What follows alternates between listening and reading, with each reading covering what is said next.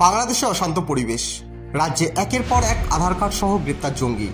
এরই মধ্যে জলপাইগুড়ির বড় পোস্ট অফিস চত্বরে ভোর রাত থেকে আমজনতার আধার কার্ড সংশোধনীর দীর্ঘ লাইন। জলপাইগুড়ির প্রধান ডাকঘরে কয়েক মাস অন্তর আধার কার্ড সংশোধনের জন্য কুপন প্রদান করা হয়। সেই কুপন পেতে নির্দিষ্ট দিনে আধার কার্ড সংশোধনের জন্য জেলার দূর দূরান্ত থেকে ভিড় জমায় আমজনতা।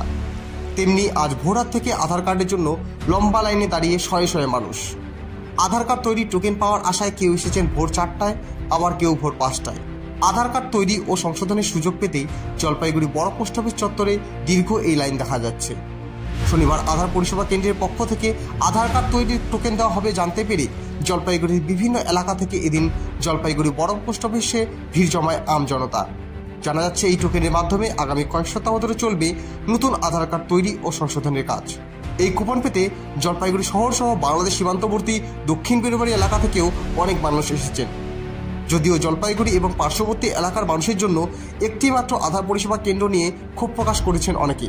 তাদের বক্তব্য, ঘর সংসারের যাবতীয় কাজকর্ম বন্ধ রেখে ভোর রাতে এসে এত লম্বা লাইনে দাঁড়িয়ে থাকতে হচ্ছে।